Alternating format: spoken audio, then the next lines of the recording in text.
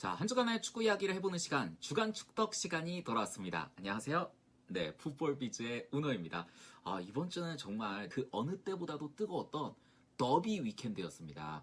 사실 더 이상 설명이 필요가 없는 그런 한 주였기 때문에 바로 저는 첫 번째 경기로 넘어가 보도록 하겠습니다. 네, 첫 번째 경기는 제가 뽑은 이번 주 매치 오브 더 위크, 바로 아스날과 토트넘의 북런던 더비였습니다.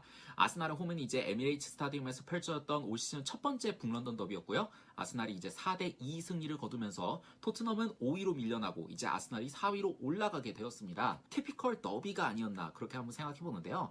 전술적인 내용보다는 이제 어떻게 보면 선수들의 집중력 그리고 투지력이 돋보인 경기였고, 그리고 바로 이 부분에서 우위를 점했던 아스날이 승점 3점을 챙겼던 그런 경기가 아니었나 싶어요. 아스날 하면 역시 이날 그 후반전 교체에 대해서 이제 얘기하지 않을 수가 없겠는데요. 이제 2대1로 토트넘한테 역전을 허용한 상태에서 이제 전반전을 마무리를 했습니다. 그렇기 때문에 이제 후반전 시작하자마자 무려 그 2명의 교체 투입을 감행했던 그런 에메리 감독의 선택이 굉장히 인상적이었고요. 그리고 이 교체 투입이 정말 이보다는 더 적중할 수가 없었어요. 교체 자원 중에 이제 한 명이었던 아론 램지죠. 램지가 무려 이제 2개의 도움을 기록했습니다. 동점골과 역전골에 이제 도움을 기록했는데요. 그리고 또 다른 교체 자원이 이제 라카제트는 이 경기의 결승골이자 이제 3대2 승부를 뒤집는 이제 역전골을 넣기도 했습니다. 동점골과 역전골, 이제 아스날 입장에서는 굉장히 아름다운 골이었는데 토트넘 입장에서는 이제 후안 포이트 선수에 대한 얘기를 역시 안 할 수가 없을 것 같습니다. 물론 이번 시즌 포이트 선수가 굉장히 기대 이상으로 잘해주고 있고요. 어린 나이임에도 불구하고 굉장히 또 침착한 모습을 보여주고 있는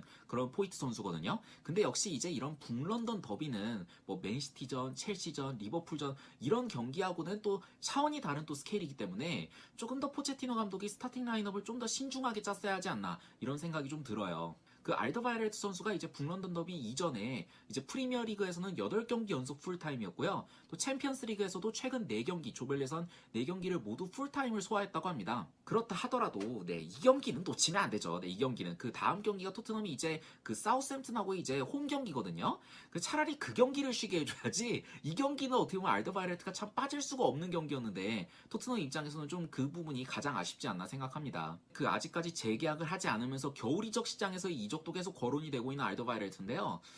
개인적으로는 맨유가 이 기회를 놓치지 않았으면 네. 그리고 역시 이날 경기는 맨 오브 더 매치로 뽑힌 루카스 토레이라 선수에 대한 얘기를 역시 안 할 수가 없을 것 같습니다. 보통 이제 활동량이 좋은 선수들이 발밑이 안 좋거나 또는 이제 뭐 발밑이 안 좋은 선수들이 활동량이 안 좋거나 이런 케이스들이 있는데 토레이라는 정말 둘 다 완벽해요. 아스날의 과거 하면 역시 이제 03-04 시즌 무패 우승을 달성했던 그 시즌에 대해서 얘기를 안 할 수가 없는데요.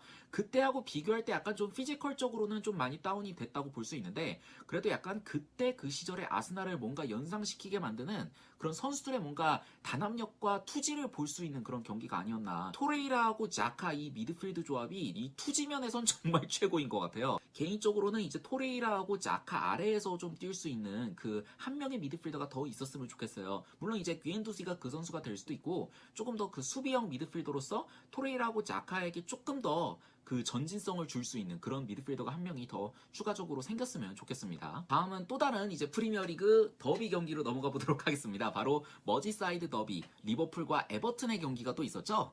저는 개인적으로 푸스카스 줘야 된다고 봐요. 왜냐면은 이런 골은 우리가 살면서 2번 다시 안 나와요. 제가 장담할 수 있어요, 이거는. 자, 경기가 끝나고 그 조던 픽포드 골키퍼에 대한 비판 그 목소리도 조금 많이 보였던 것 같습니다. 이 공을 쳐내야지 왜 이제 잡으려고 하냐. 근데 저는 개인적으로는 픽포드를 조금 변호해주고 싶어요.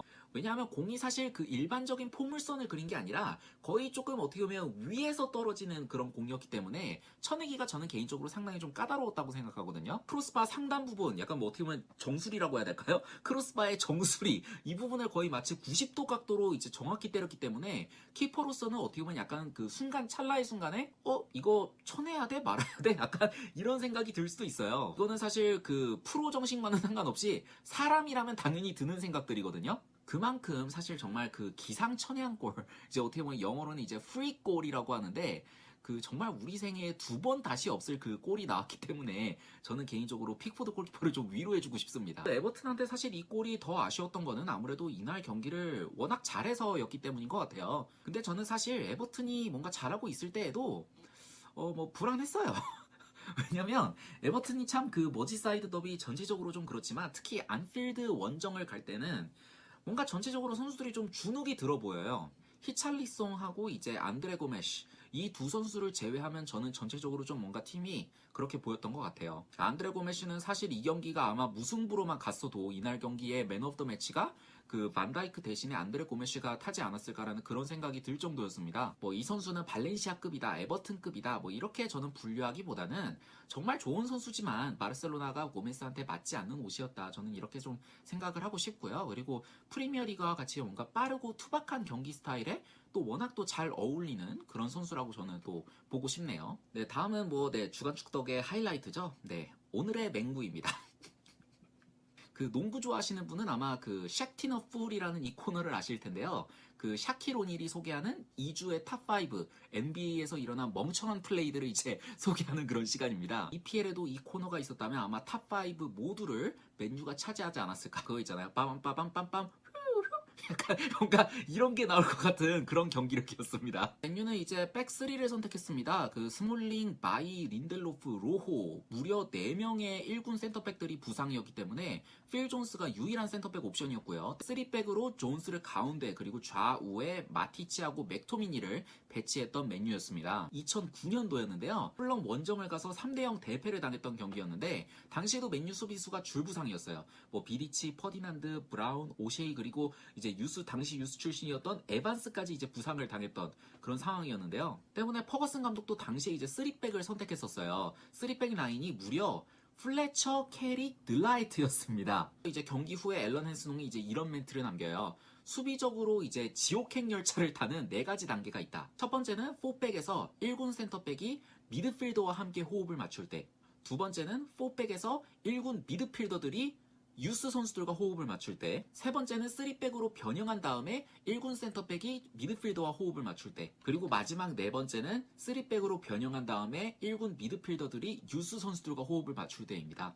그 2009년 풀럼전 때는 이제 1군 센터백들이 한 명도 없었어요. 그렇기 때문에 이번에는 필 존스라는 주전급 센터백이 있었기 때문에 맨유가 좀 좋은 경기력을 보여주지 않을까 생각했는데 역시 그 스콘 맥토미니는 뭐 이번 시즌에 그래도 3백으로 몇 차례 나왔었는데 나올 때마다 정말 최악의 경기력이었어요. 이번 백3에 대한 결정, 특히 맥토미니를 그 3백 중에 일원으로 썼다는 거, 이거는 정말 무리뉴 감독을 이제 경질 위기로 몰아넣을 수도 있는 그런 결정이 아니었나 저는 개인적으로 생각해 봅니다.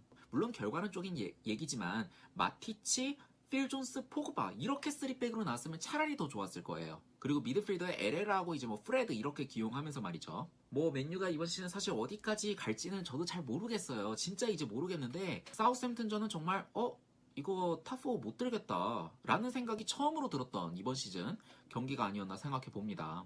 단지 11월일 뿐, 단지 12월일 뿐, 단지 14라운드일 뿐, 그러다 상황이 뒤바뀌어서 단지가 지단이 될 수가 있을 것 같다는 자, 이번 주 주간 축덕은 이렇게 금 마무리 지어보도록 하겠습니다. 이번 주는 아까 말씀드렸다시피 뭐 주중에 맨유하고 아스날 프리미어리그 15라운드 경기가 있고요. 주말에는 이제 세리에 1, 2위 대결 유벤투스와 인터밀란 빅매치가 이제 또 기다리고 있습니다. 물론 1, 2위 간의 승점 차이가 11점이라는 게 함정이긴 하지만요.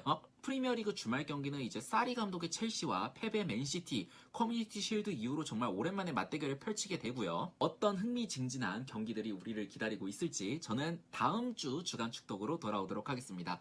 이상 풋볼비즈의 은호였습니다. 좋아요 그리고 구독 잊지 마세요.